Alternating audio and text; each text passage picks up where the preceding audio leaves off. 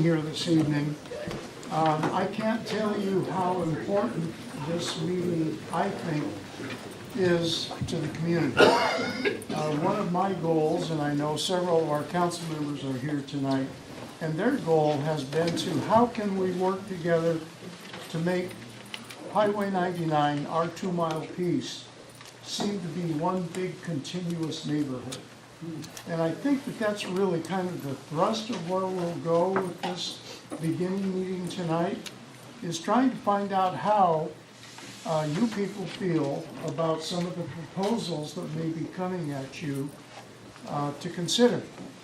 Our goal not only is to have these meetings and a series of meetings to kind of help you and help us work our way through the process, but beyond that, we have, if you don't know, and there's no reason you would know, the transportation package that was passed last year in the legislature has $10 million in it for Highway 99 work.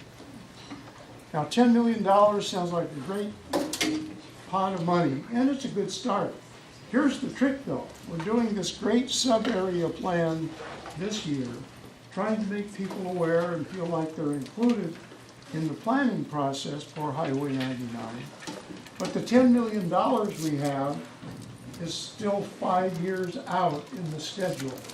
So the trick will be, and we may want to have some of you folks interested in this at a certain point, we will try and pull some of that money from that $10 million that the legislature has approved for us, try and pull some of that money forward so that the work we finish at the end of this year can simply be continued over a longer period of time. We had a presentation a couple of weeks ago by the firm you'll hear from tonight.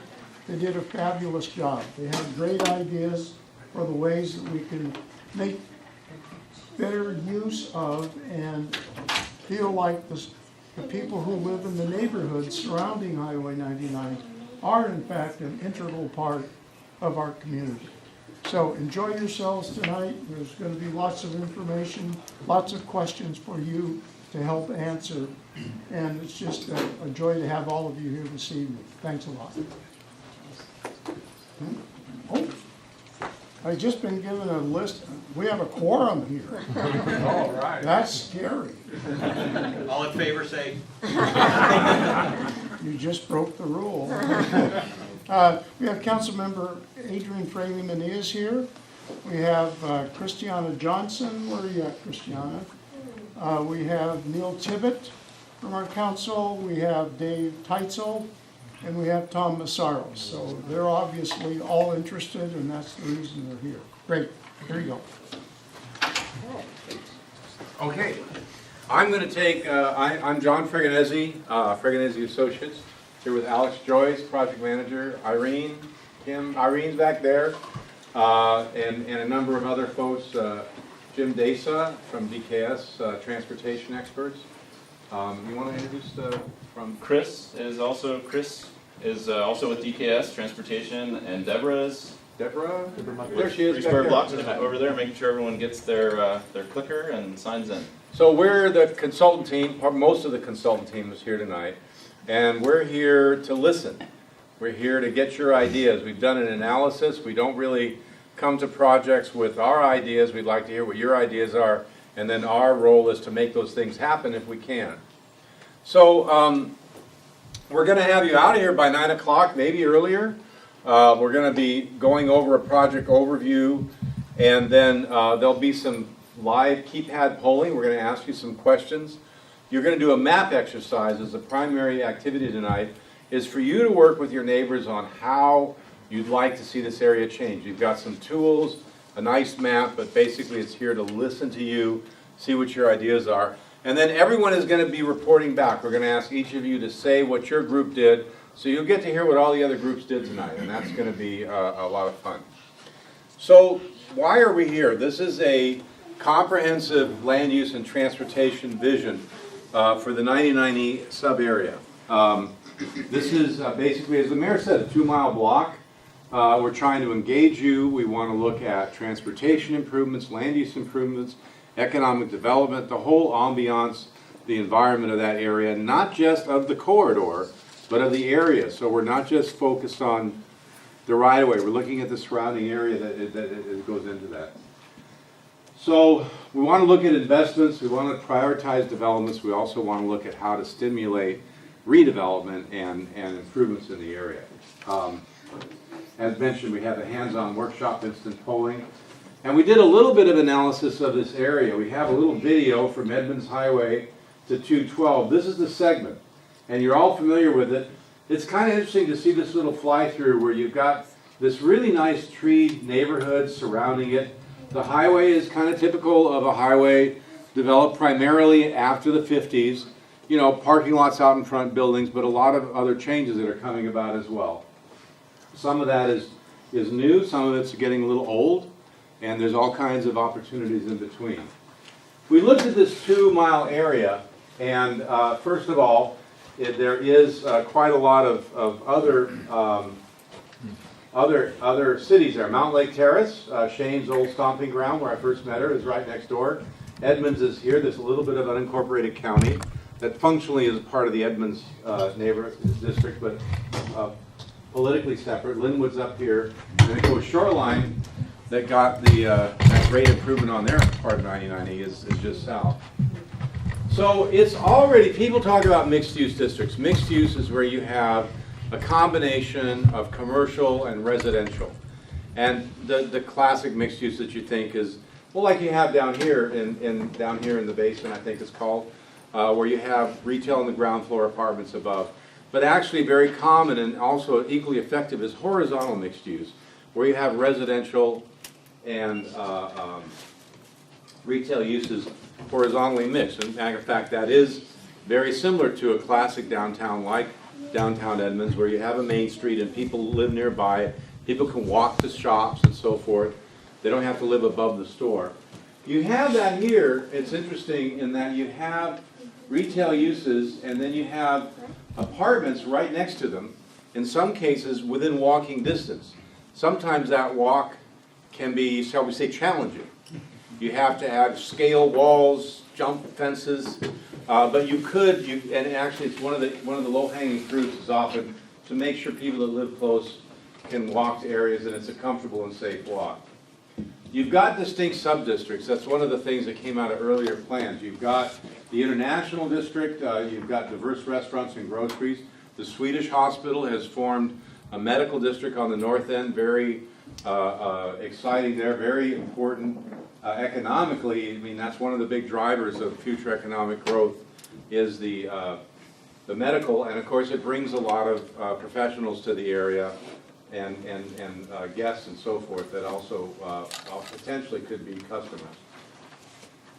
You have some BRT, bus rapid transit, the Swift bus rapid transit. I'm sure you've seen, you know all about. It goes, the stops are about a mile apart. It gives you very rapid transit ride into Everett and covers the area here. But you have two stops here, one on the south and one on the very north, across the street from one another. And then you have a lot of intervening bus stops and actually a lot of pretty good transit service surrounding it. This shows transit frequency, and you can see you've got a lot up here in the BRT station in the north. It kind of peters out in between. And keep an eye on this. Then you'll notice 212 has pretty good service as well. And then the other smaller streets around that have some additional service. This is the urban form heat map. So we took a number of different factors, the amount of crossings, the amount of transit service, the block size, so how frequently are roads, the employment activity, and combine them together to see where we had good urban form. And you can see this area that happens to have relatively poor transit service has got pretty good urban form. And some of the areas here have poor urban form because they lack a lot of crossings. You'll see that's one of the big issues on here. There's the lack of crossings, sometimes a lack of pedestrian amenities, but the fundamentals are pretty good given the kind of road it is. There's employment, there's housing, there's activity, and things that people might want to walk to. When you look at sidewalk coverage, you do have sidewalks on 99. They're kind 7 feet kind of minimal, but you also have a lot of the streets around don't have sidewalks, but frankly on these cul-de-sacs and minor roads is not as important as on major through roads. You've got some deficiencies there that we probably want to look at. Safe pedestrian crossings are limited. You can see these are the crossings here, and there's again a gap in here, and some safe pedestrian crossings are issues. So these are accidents. No, it's just how many crossings are on an intersection. Oh, how many crossings in an intersection? Thank you. So one of the things we want to ask tonight, clearly, again, low-hanging fruit is to have pedestrians to be able to cross this and not have it be a barrier, and also the minor roads around the area, the east-west arterials, things like that. Traffic light crossings, again, the safest kind of pedestrian crossings, regularly spaced on the north end. You got a couple on the south end. A gap in the middle, although you have some roads that provide the opportunity for some crossings there. You have a long segment without crossing. This area in the middle, which tends to be one of the better urban forms in terms of employment, you have to walk 10 minutes to get to a crossing. That's probably a problem if you want to have a mixed-use, transit-friendly district. This is the safety heat map, again, showing a lack of crossings and lighted crossings. So you can see this has got the best safety. There's a gap here in the middle. There's a whole bunch of other gaps in the area surrounding that need some attention. So then we have something called floor area ratio. Floor area ratio is the ratio between a building's total square footage and its site. So this building here is probably better than 1. It's probably a floor area ratio of about 2. You think of the site this building's on, several stories tall. These areas that are built in this area, single family is probably less. These are about 0.25 a quarter. So you know a single family home sits on a fairly large lot. So you have maybe a 2,000 square foot house on a 6,000, 7,000 square foot lot. It's a fraction. The areas along here, the commercial areas, you saw single story buildings with lots of parking. That tends to be a very low floor area ratio. It makes walking harder. It's good for parking, not so good for mixing of uses. Also very low intensity. So these things tend to, over time, evolve into different things. So are there opportunities for more intense buildings, maybe multi-story buildings with surface parking? Things like if you go down to Shoreline, you can see they've had some experiments with multi-story buildings replacing this kind of use. Then this is age, and you can see the yellow here is 1946 to 1975. That is the biggest color in here. And one of the things you learn as a planner is that different types of uses had different ages. So a single family house is probably one of the longest lived homes in a modern city. It's easy to get them to be 100 years or more, and they're just fine. Everyone fixes them up, they love them, 100 years old. Industrial uses, well, look at Boeing. They're still going down there, and they've been there since the 30s, I think. So, you know, you can see industrial uses 50 to 100 years. Commercial uses, typically 25 to 35 years, and that style of use goes out of style. Now, it may be replaced with another commercial use, or it may just be torn down and rebuilt or turned into other things. So typically, you'll find in a place that doesn't have a lot of redevelopment, the stores that are no longer in style become storefront churches, taekwondo things, you know, sometimes city halls move into them. You never know, but they evolve into other uses. You have a lot of uses here that are probably going to look at evolving into something or getting a rehab or being replaced by something else just because the age of the commercial use is pretty high. You have a lot of low to moderate value buildings. So as the land value comes up and some things get successful, some of these low moderate buildings will redevelop. So we want to see what your ideas are for opportunities. Where do you see things that over the next 10, 20 years are going to naturally want to be rehabbed or replaced? So now we're going to ask you a few questions. You all have the little polling device. Everyone have their remote? Everyone has it? Okay. So you'll notice it looks kind of like a keypad on a phone. Please leave them here. They won't open your garage door. You can't do your taxes with it. And what you do is this is just go with your gut, kind of give us some answers. And when you come back, we'll be using these again to test some of the ideas that come out of this workshop. So this is an example here. I've got, this green means polling is open. This has a number of responses. And this is a test. We want to see your psychology. No, it's just a fun thing. If you have a superpower, what would you choose? So you'll notice you have A or 1, B or 2. So pick the superpower you'd like to have. Ability to fly, the ability to read minds, travel in time, to become invisible, to have superhuman strength, to know the future, or you're Gandhi-like and you like life just the way it is. So. Don't have aspirations. So go ahead and do that, and you can see as you're picking it, the responses are clicking along, and I can see from this one how many people are voting. And so get your votes in. Now if you change your mind, you can just hit another button, and it will record your last vote. So don't worry about changing your mind, and you also can't vote twice. That's a nice feature.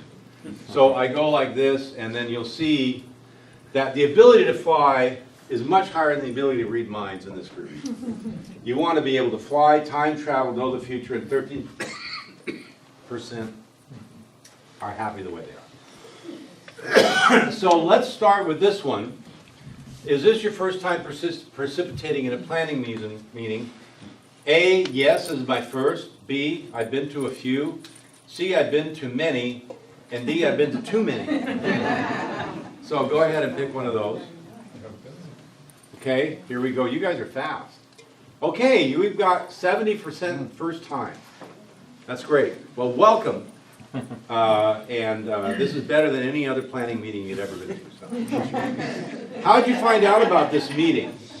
City or project website, newspaper, radio, social media, email invitation, organization I'm a part of. I saw a flyer.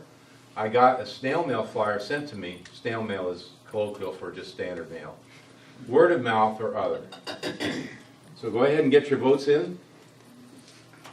Okay. So, organization I'm a part with is a third of them. Newspaper's pretty good here. Look at that. Snail mail flyer is very effective. So all you millennials, just get some respect for the stamp, okay? And an email invitation. So this is good for us to know on the methods, most effective methods to communicate. Let's get your age. This is anonymous, and you can put in, you know, the age you'd like to be, or just tell us your age. Okay, here we go. Let's see what we got. Good. Well, 60 to 69 is the largest group. I'm in that age group, so that's great. But we're getting a pretty good diversity across the board. What's your gender? Okay. And we have male dominated there. And the ethnicity, white, black, Latino, Asian, Native American, multiracial, other, or rather not say. Okay. Okay. All righty. What's your connection to the area? No comment? Here we are. I'm glad you're all here. It doesn't really matter. You live in the area, you work in the area, you own property or the business, two or more of the above. In other words, you live in the area and you own property, you live or work, or other.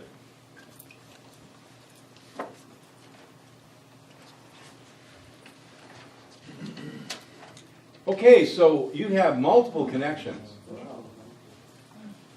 So a lot of people live, a lot of people do both, do two or more things. Great. So you know this area, so you're going to give us some good stuff. How typically do you travel to work in errands? Do you drive yourself, bus, walk, bike, taxi, or Uber, or other?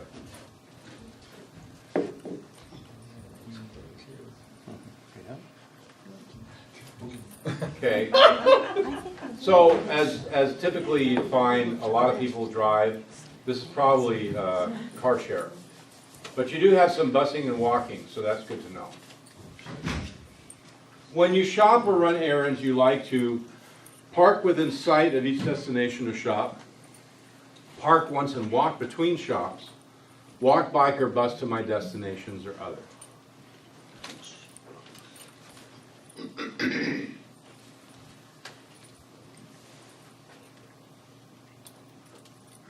So this is interesting. You want to park, this is what usually we see, not for this kind of area, but main streets. You know, you come to downtown Edmonds, you dump your car and walk around.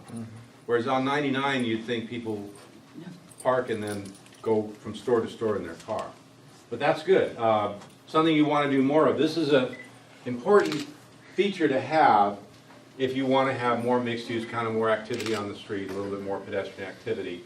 A lot of people drive there but get them to dump their car and walk around and have a little livelier spot. If you could do one thing for the corridor, what would be your top priority for housing? Add more housing units, add more affordable housing units, beautification, blight removal, or code enforcement, homeowner assistance for rehab, something else, or no change.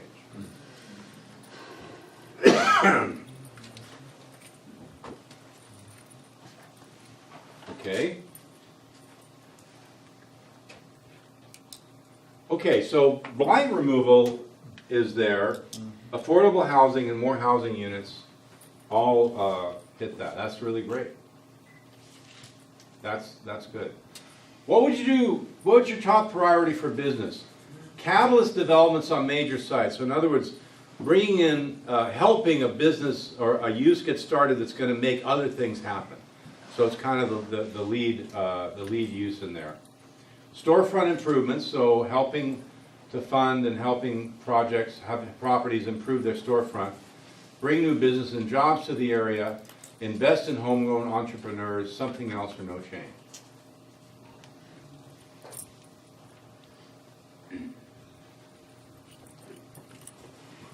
Okay.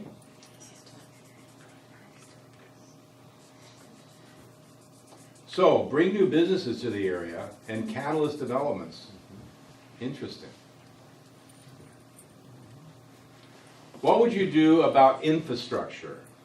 Address parking management and shared parking, public space improvements and beautification. So shared parking management is the ability to have a common parking lot that's shared by several businesses within walking distance. Safety improvements for bikes and pedestrians, better connections for bikes and pedestrians, something else, or no change. And I think better connections would include crossings. Let's say that includes crossing, improved crossings. Okay, almost there. Okay. All right, better connections and public space improvements are the big winners there. Okay, tonight's activity is going to be the mapping workshop. I'm going to turn it over to Alex Joyce to go through how the exercise works. Okay, thank you. Let's see here. All right.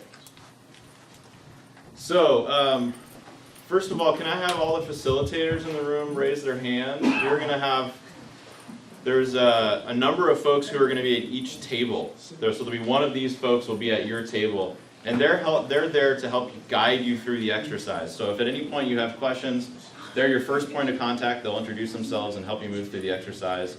But if they can't ask a question, there's going to be several people floating around. So don't hesitate to ask questions as well. The purpose of the exercise really is to gather you into small groups so that you each have a chance to express your vision for the corridor and also give us specific feedback on specific improvements in specific locations along the corridor and around the corridor. It can be related to a crossing that you have a hard time with, or a place you don't feel safe either turning or walking, or a new development opportunity you see and you think we ought to be aware of. So the feedback that we get from you all tonight really helps us in testing out a variety of futures, because there is no single path. That's why we engage in scenario planning. So we run multiple scenarios and test out a whole bunch of different plausible futures for this area. So we're not all going to have the same ideas for the corridor. There may be various visions that we want to play out and see how they all perform, and then we can come back to you in an open house and share those results with you and you can sort of start to pick out the trade-offs that might be involved in the future of the corridor. So we're going to be taking your results and directly plugging them into a variety of scenarios. So this is that process and what it looks like. So from the workshop exercise, which is very analog, it's very tangible, you get to cut paper and paste down chips. Those actually go into a computer system called Envision Tomorrow, which allows us to run these scenarios in a computer and get the consequences of these various scenarios displayed across a whole bunch of different indicators. So how does this future affect walking and biking or tax revenue, or how does it affect how much people decide to drive, what kinds of price points we're envisioning for the different apartments that may be involved, those kinds of things. So we'll come back in a public workshop and share those results with you so you can have another chance to touch in and help shape the future. The process tonight really revolves around identifying specific transportation improvements so that we can start to tee up the allocation of that $10 million as quickly as possible and move that up. So we need a specific shopping list at the end of this process that allows us to say, hey state, we have a vision for this area and we have a to-do list and we want to get access to that money as quickly as we can. So we need to define that very quickly. But going along with that, we also need to understand the land uses that are going to support those transportation investments. So you can't have one without the other. So we need to understand the land use vision that we want, and then what are the transportation investments that are going to support that land use vision for the corridor. And the way these scenarios get broken out is they may have different themes. So we may decide to double down on the previous planning efforts' emphasis on the international district and say, what does it really take to help that district mature and solidify its identity and grow and prosper? What does it take to make the hospital district prosper, and what does its future look like, and how does it integrate with the corridor and the surrounding communities? And what is the investment that we need to make to have that happen? There could be priorities that help us identify how the street, how the streets and the surrounding streets, so how Highway 99 and the streets that access Highway 99, the solutions that we have for those may be different depending on the vision for a specific segment of the street, right? So there may be specific types of crossings or safety improvements that we want to have to support connections between the high school and the hospital, or access from the hospital across Highway 99. So that's not a one-size-fits-all type of set of solutions. So we want to get very specific on how that may change across the entire corridor. And at the end of the day, we're going to be working with our transportation experts to understand some of the cost implications of these so that we can really get a detailed shopping list together. And then we'll be producing visualizations that help us actually understand how the corridors today, but then how these investments can change the experience on the ground. So this is a before shot of an area that has very wide crossings and not a very great place for pedestrians. And then what happens if we invest in bicycle infrastructure or curb extensions or safety improvements? What does it look like? So we'll be producing visualizations to help illustrate what life is like on the ground.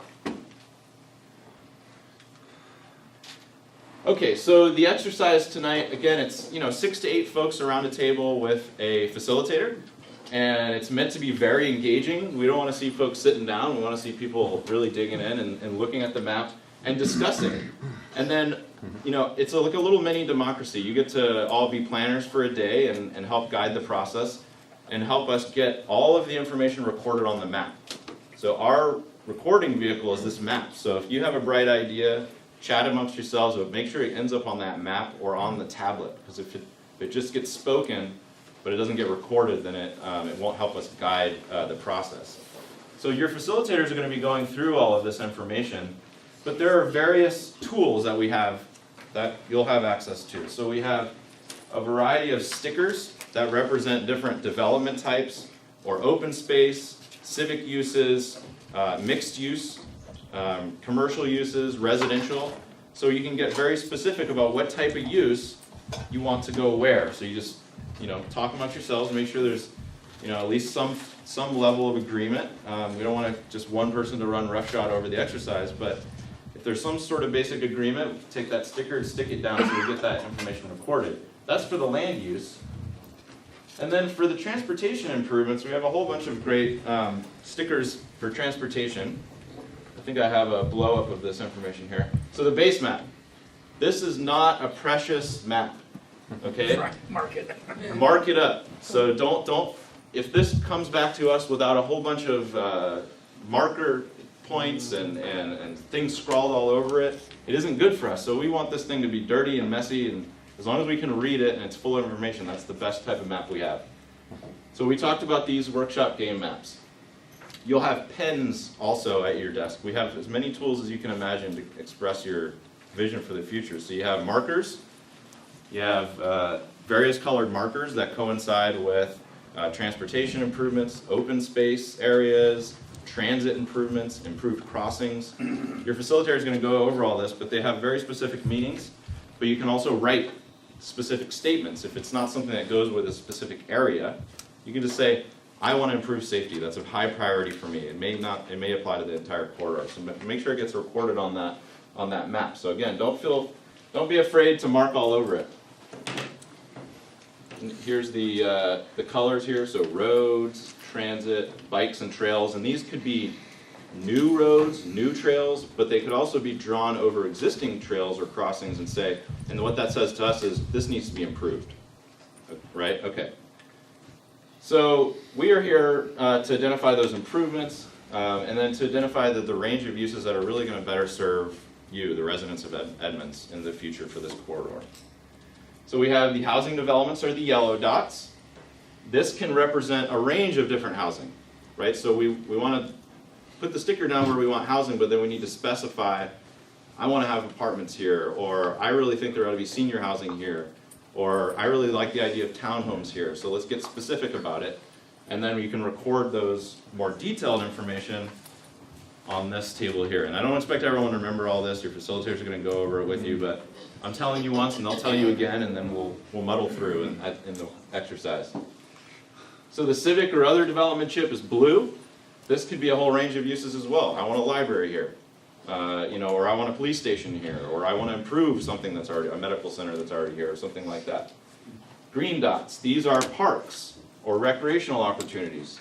So it could be a little pocket park with some play equipment, or it could be improving a big regional park. So again, it could be something new or something improved. The commercial development chips are red. So where do you want new commercial opportunities, new shopping opportunities, or where do you want them to be improved? Right? Where are they old maybe, or the uses don't serve your needs today, and where do you want to see change? So we'll get specific about those as well. Oops. We talked already about how the district has a lot of mixes of uses within it, but where might there be opportunities for stacked uses, for vertical mixed use? Right? Where can we accommodate a variety of uses on a single site or a few sites? So help us identify those areas where there's an opportunity to create a real center, mixed use center. Then we're going to record that more detailed feedback on the recording sheet. And this is what that exercise looked like. So let's say, I want to improve this park here. Okay, I want to say specifically about what it is I want to see see improved on the recording sheet. So we get a high level overview here and then more detail on the sheet. Okay, so, and yeah, that's a good point. I heard someone saying that's not in our city. Well, so our exercise tonight, we try not to impose a lot of rules. We just want to get feedback, right? We're going to be working with other jurisdictions to share the feedback too.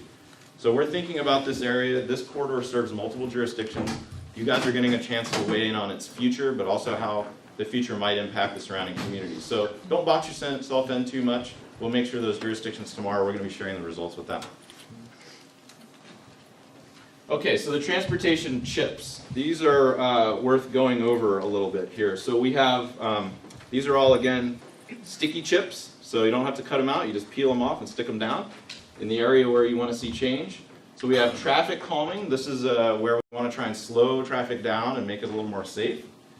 We have wider sidewalks, so where there are places where you want to improve the pedestrian experience or provide more opportunities for outside seating. Landscape medians, so you saw what happened down south. Maybe that's an opportunity, there's opportunities in the corridor. New pedestrian crossings, we identified that there are some gaps in the crossings in the area, so where might we add new crossings? Street lighting, there is some street lighting on the corridor, but where might that be missing, or where do we want it to be improved? Enhanced transit stations, so you already have several really beautiful transit stations on the corridor, but are there opportunities to provide more coverings or maybe digital signage to show when a bus is coming for other transit areas? Safety improvements is more of a general catch-all. So if you have a specific safety, I can't make a left turn here, or I always feel unsafe when I'm doing this, that, or the other thing. Let's record that. Pedestrian scale lighting, new traffic signal. We noticed that traffic signals are not universally applied in the area. Pedestrian refuge, so where should we have an area where a pedestrian can get across half the street and be safe and get across the other half of the street. And wayfinding. That could be improving the international district branding, the sort of branding of an area, but it could also be, how the heck do I get, to downtown Edmonds from this place or this other place or some other community amenity? How do I get to the new transit station? So signage. Any questions on any of those? Okay, yes? I noticed you didn't have anything for employment uses or light industrial in your land use matrix. I would use the commercial chip to identify if that's a use you're particularly interested in, or you can just write it on the map directly. Good thing. We haven't covered everything in here, so if you have a specific thing that we're not covering with a sticker, make sure you just get it down with a big, bold, black pen. Yes?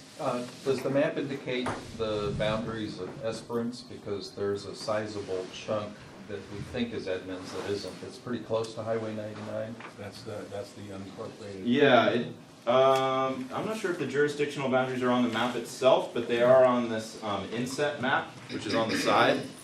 Well, doesn't show up on that map, but there's a jurisdictional boundary map on the left-hand side of the map.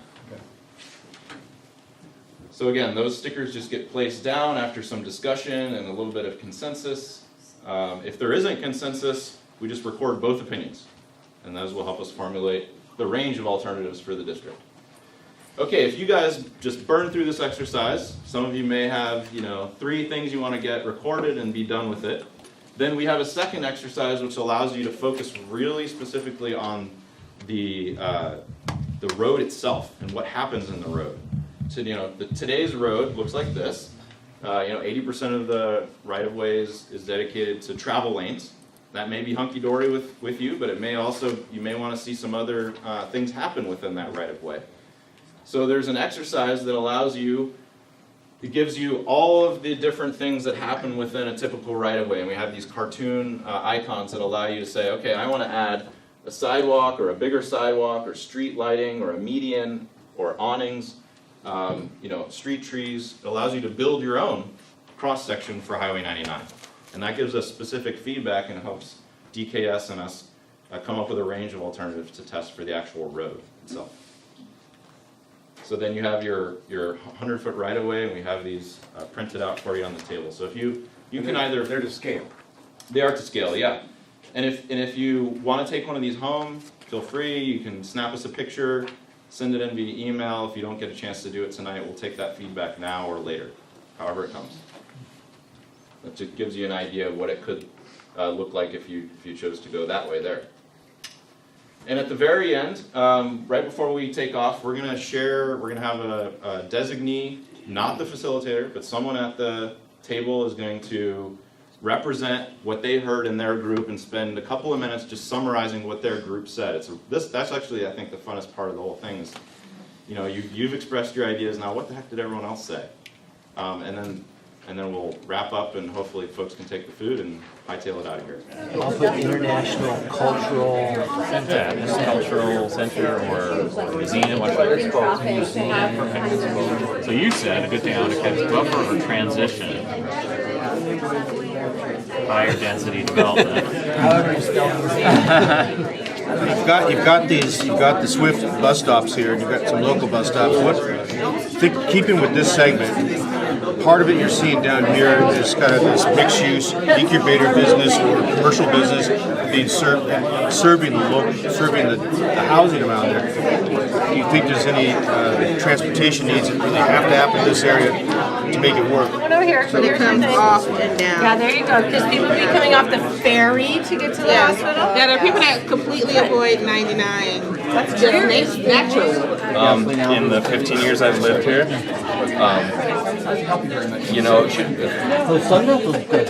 being a dealership district kind of is counterintuitive to making it more walkable and having it more, aesthetic.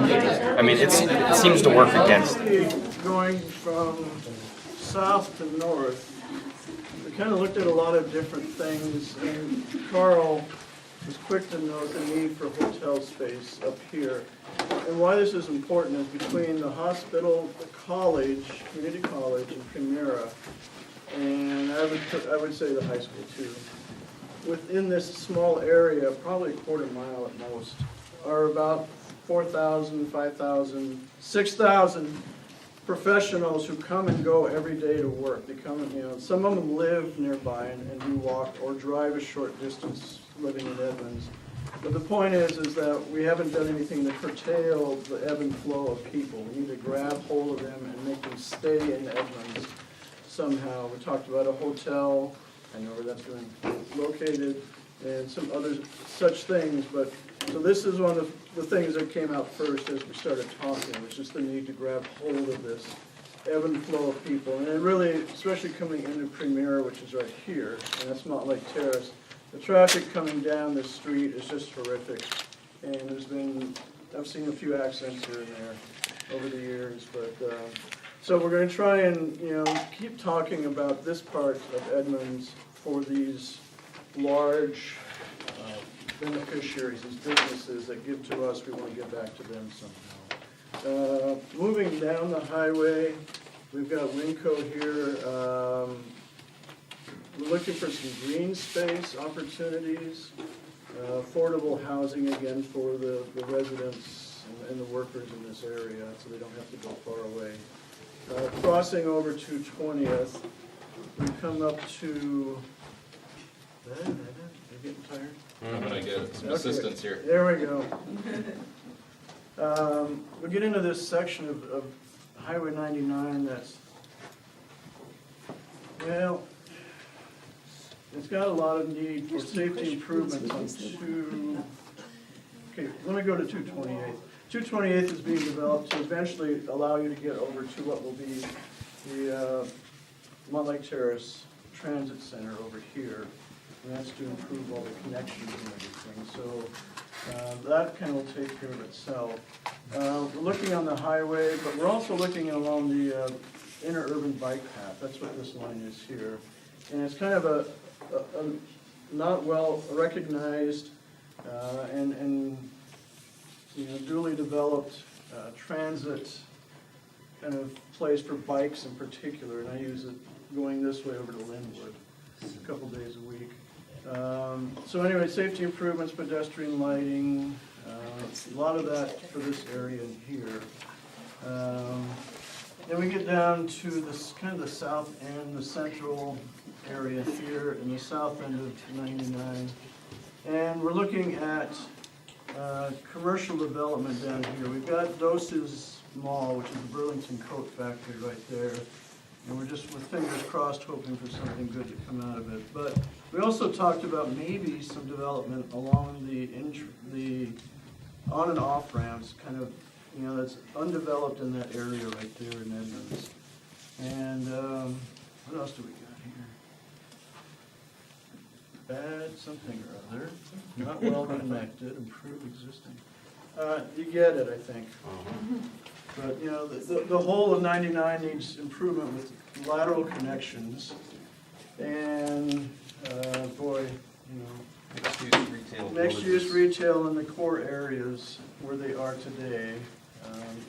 I don't think have done a good job anywhere, really, with mixed-use anything. So we've got lots of opportunities for that to happen along in here. We know that, and I think I'll just stop there. Great. Any questions from anybody about our work? Great. Well,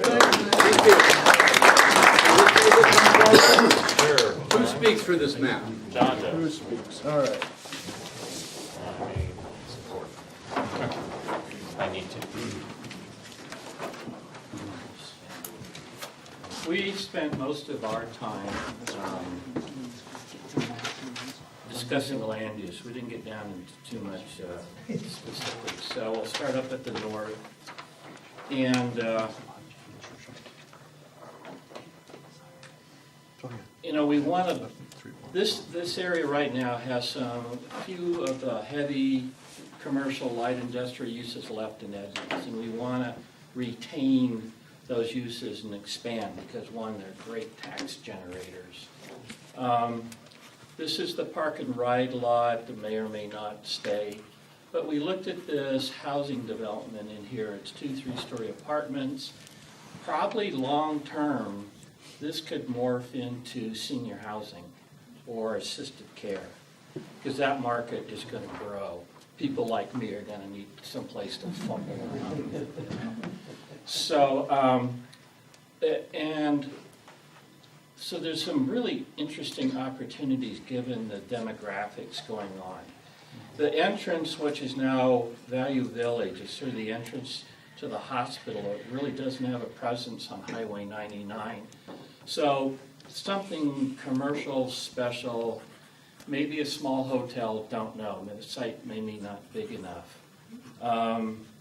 Dropping down further, corner of 220th and 99, there's already some proposal for fairly large office development in there. I'd like to see that progress. Again, it's got good access. It's, close to Dick's and all that good stuff. The prize role of Highway 99. Yeah. One thing we identified, but we can't figure out in a short time, this is an ice arena. University of Washington holds all the ice hockey games there. Nobody knows about it. Right. And, how, even though it's in Mountain Lake Terrace, how can Edmonds take advantage of that? People are complaining we can't find rooms or decent places to stay overnight, that kind of thing. One of the gems we want to capitalize on in this area is this international area, branch market. We can see intensifying and expanding this kind of uses, throwing housing in there, going across the street, eventually hoping that the mini storage in there will go away, becomes mixed use with intensive commercial along that, and then feathered back into the residential with some kind of residential, and that just sort of continuing down into the areas around it on both sides. One thing we talked about is that this area needs somehow to get connected and relate to the Sound Transit light rail stations down here in Montlake Terrace. And if they can do that, then automatically your market for commercial employment and housing expands far beyond what the immediate area will support. Also, just a side note, Montlake Terrace moved their senior center to the old golf site, which may be another opportunity that hasn't been looked at yet. Another storage, temporary mini storage area that should become, become a office park, office center, office towers, anything to get employment. The next area we really talked about was the Burlington Coat area down here. The gentleman that owns that was at our table. He's looked at and had various commercial enterprises approach him. They've done studies. One of the big problems in here is access. It's got great visibility, it's high, lots of traffic in front, but you can't get in and out of there easily. Talk about a light on, let's see. 240th, but it's too close to the light north and it's too close to the light south. So if there's a real problem here, you got a really great site that has some serious access problems. In sort of blue sky thinking, it'd be nice to be able to combine that with this block north of here that has some of the motels that are sort of past their economic life, combine them into one development and then pull your access in and off of the existing light there. So, you know, as everything, there's a lot of opportunity, but there's some reality that comes in here. Overall, we talked about lighting up and down the corridor, and not necessarily, we'd like a boulevard effect, but something that doesn't prohibit a lot of the turning movements that are up and down here, but something needs to break up the visual ribbon of asphalt that is up and down. John, because this is where we did do the one little exercise with this, so. Yeah, one is, Intermittent median as opposed to continuous. And we even talked about the lighting potentially being considered both in the median and on the side. yeah. And then what definitely needs to happen is the sidewalks, either if they're expanded or stay the same, there needs to be separation from the sidewalk from the travel lanes. The splash zone needs to be. Yeah, whether it's landscaping or berm walls or something, but people are not comfortable on Highway 99 because of the amount of traffic zipping up and down there, walking there, so. Great. Anyway, that's it. Speak for this table. Okay, great. Well, while they're coming up, if anyone has any clickers hanging around in their clothing anywhere, we need to get those back from you, the instant polling remotes. How much do they sell for on eBay? Very cheap, very cheap. Not They're about $20. All right. Just a little so we can get in the light. So, as the other group, I'm going to start at the top. And we're starting with too many car lots in this little area. So we were thinking of having some housing in this area because, as the other group mentioned, there's a high school here, there's a community college, there's a lot of people. And it would be nice to have something along the lines that reflected people and not car lots. And moving down a little bit, pedestrian refuge.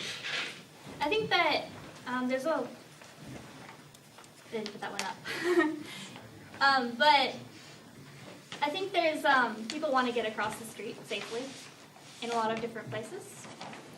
And safety improvements. Let's see. I'm really bad at public speaking, sorry. You're doing great. Yeah, you're doing Okay, thank you. So wayfinding, there's a lot of parks and things that are off the road, but when you're driving down Highway 99, you don't see any of it. So it would be nice to have signs that said, oh, by the way, the interurban trail is that way, or there's a park to your left and you didn't know about it, because even though you've driven by here 100 times.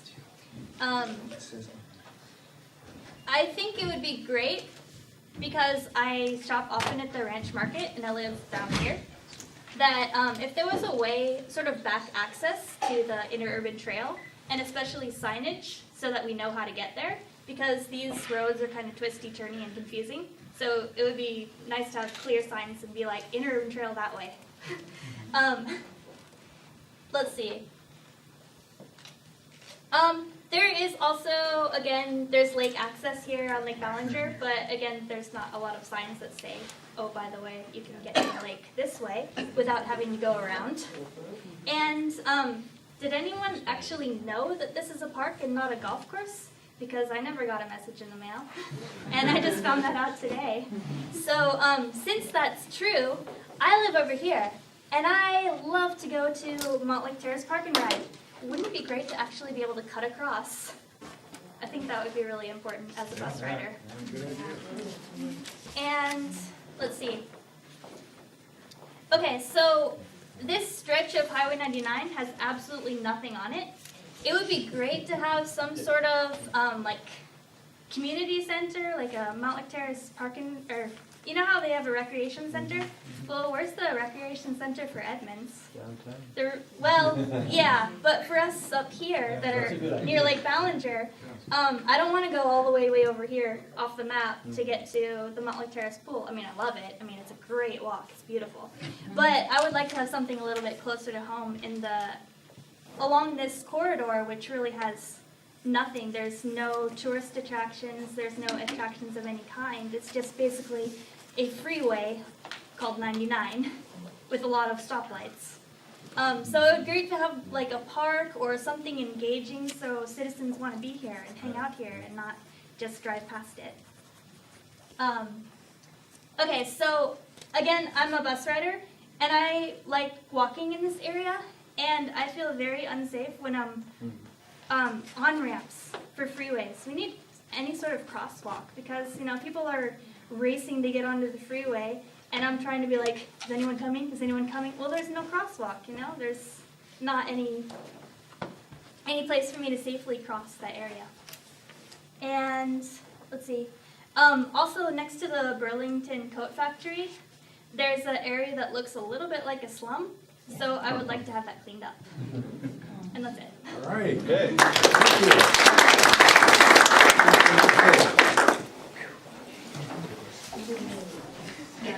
You're the sticker champion. Yeah, someone else can step in. I'll step in for a minute here. Someone said you had the most stickers. Go be on that. All right. The latest and greatest. Lots of color. Brand new model. Okay. Well, we had a lot of ideas. I'll try to summarize quickly, starting in the north. Well, so this is an area with a lot of hospitals and other services. And just briefly, they mentioned that it needs more lighting, and a hotel would be a good idea here.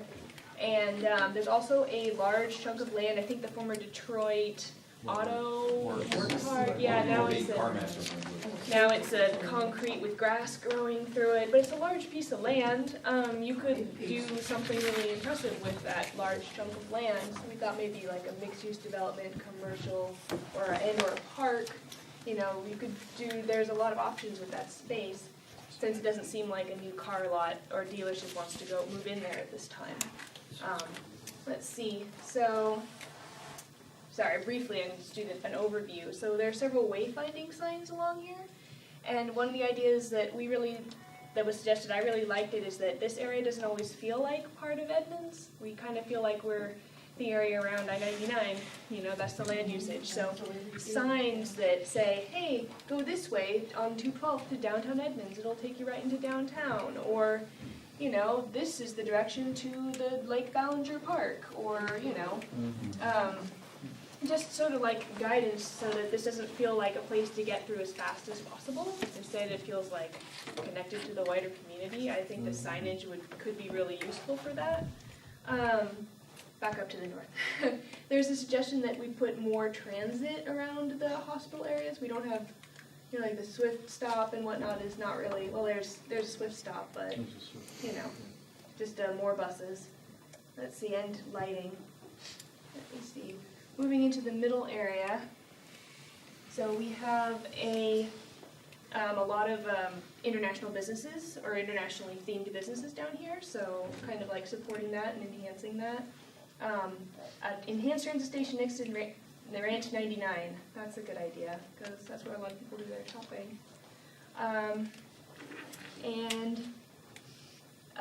Let's see. Now we're getting down to where I live, so I have a few more things to say. Okay, so this southern area, I'll start from the south. So actually, if you may realize, like, this is Aurora Transit Center down here. And right across the street in Shoreline, they've built, you know, basically luxury apartment housing.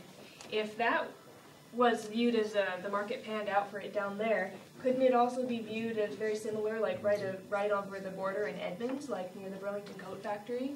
Like maybe there's like a real mixed use, especially like housing opportunity there, you know, with the similar type of thing. This seems like a really good area to put in a lot of housing because there's a lot of parking lots and boxes, building boxes right now. And that could be something that it's space that's not being utilized very efficiently right now. And it's right next to not just the transit center, but also access to I-5, and of course I-99 is right there. So I think there's a market for that. Let's see. Moving on up, there's some serious pedestrian danger area right along 236th Street. As many of you already know, there are no sidewalks immediately off of I-99 in most of this area. However, there's obviously a lot of people living here and also low-income housing developments, such as, we put so many stickers so you can't see it, but there's a mobile home park right here. And there's not only no sidewalks there, but a lot of the turnoffs from I-99 are like designed so to be most convenient for cars, so cars turn off very quickly or turn on very quickly by these rounded curves. And like that's, I mean, when there's people living less than a block away from those curved intersections, that's very very unsafe. My personal anecdote is that my husband and I were coming back from dinner one night to come back to our home over here, and luckily we drive carefully because all this asphalt unnerves us.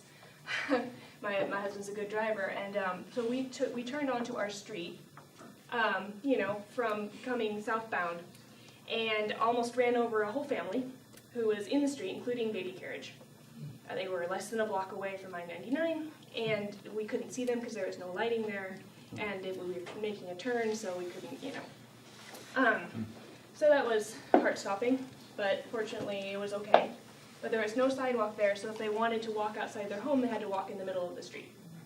So, yeah, and I think that's everything in the Edmonds corridor. Brief hobby horse, I really, really hope that they put in more development in Mountain Lake Terrace around here, because a light rail station is going to be right here, and it would be wonderful if this corridor could become the high-usage corridor for people to get into Edmonds from the light rail station. And the way to support that is to densify land usages. This golf course, these garden apartments, and all this lawn could all be used for something else. But that is not the jurisdiction of Edmonds. So thank you for your time. Great, thank you. Great.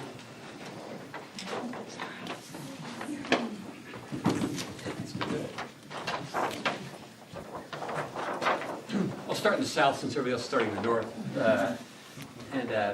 So again, I think like people have said, same thing of the current use down south.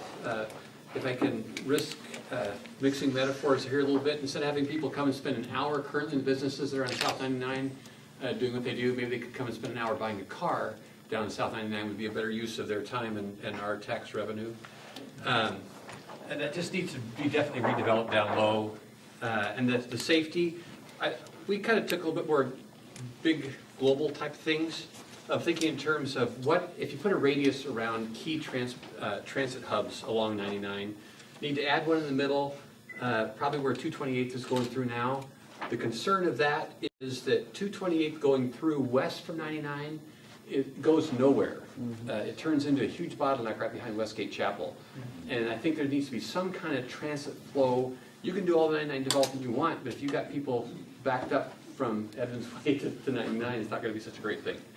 And again, we think that softening kind of the landscape somehow, some more, 99 just feels like a giant piece of cement right now. So something that will soften it up, whether it's median work, and again, sidewalk safety just isn't good through there.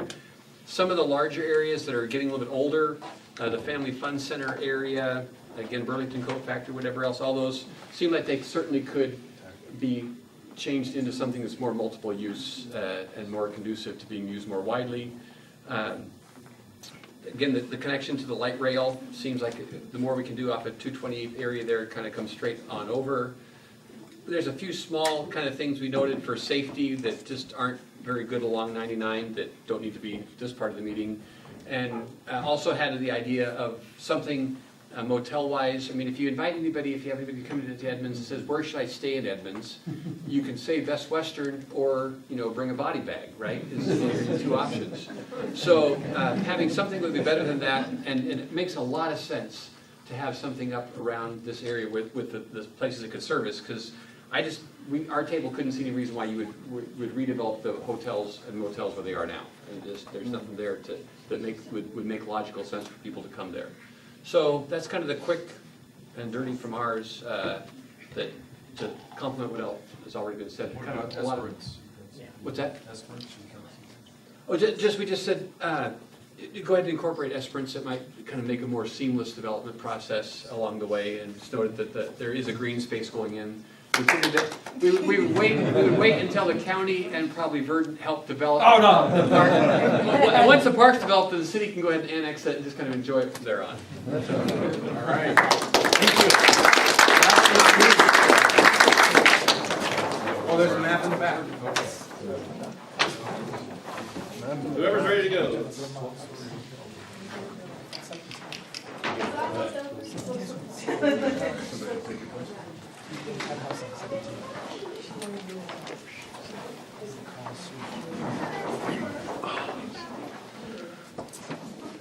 I'll kind of focus on what was different from our group because we happen to all live right here.